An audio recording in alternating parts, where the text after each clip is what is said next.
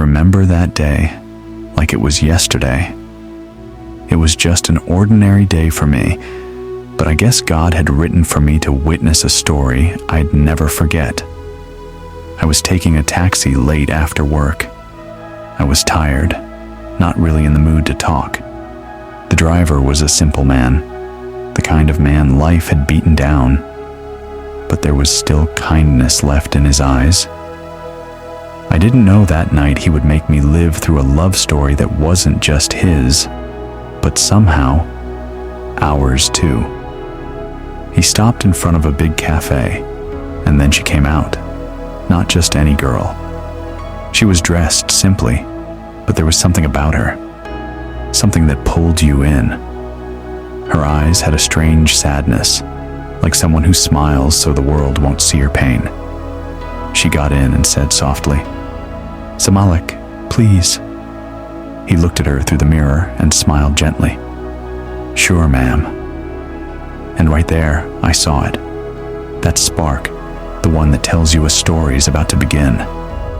As if fate had just opened a new book, and I was sitting there as the witness, not the hero. Their first conversation was nothing special. Small talk, city noise, just life. But there was warmth in it, something real. He talked about work, the people who treat you harshly when you have nothing, and she listened like no one ever had. Then she laughed, and I swear, the whole taxi lit up. From that day on, I saw her often. She kept calling the same taxi, his taxi. Sometimes I was with them by chance, and sometimes he'd say, "Come on, I'm driving her home, join us if you're free." And I would. With time, they started talking more. She told him about her life, about her father, a man who judged people by money and clothes.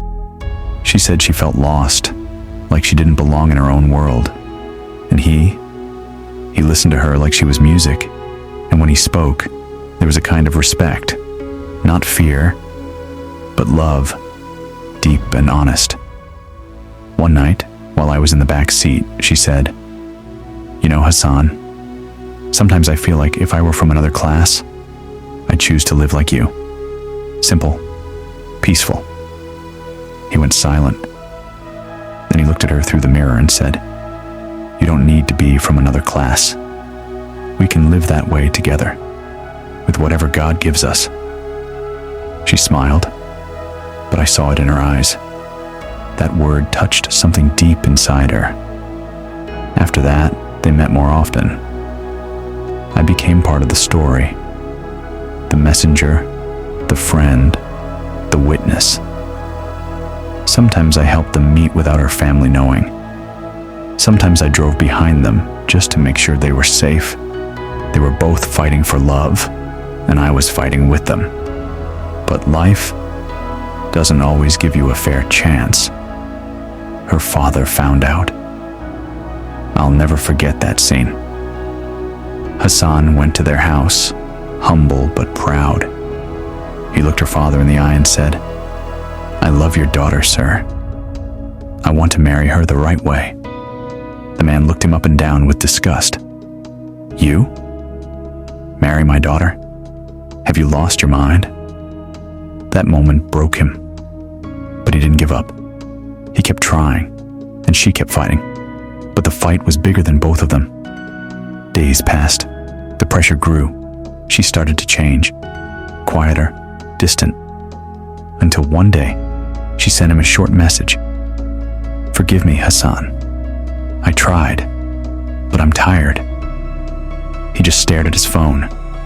I was beside him, and I saw something in his eyes I'll never forget. The heartbreak of a man who truly believed love could defeat poverty.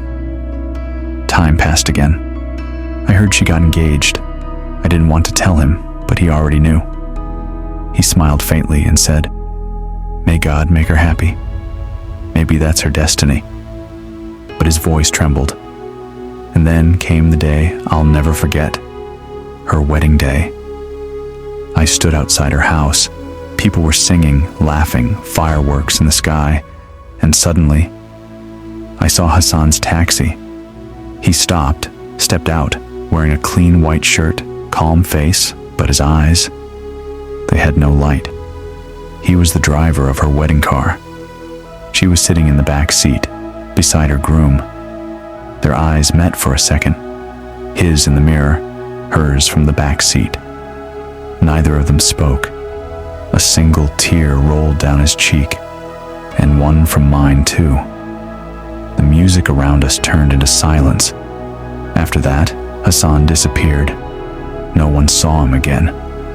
They said he quit driving, maybe opened a small workshop in another town. But I know the truth. He just couldn't live in the same streets that reminded him of her. Since then, every time I see a taxi at night, I feel like it could be him, listening to the same song she loved. And every time I remember their story, I tell myself, those who love with all their hearts may not always win, but they leave behind stories. Stories that never die, even if the people in them fade away.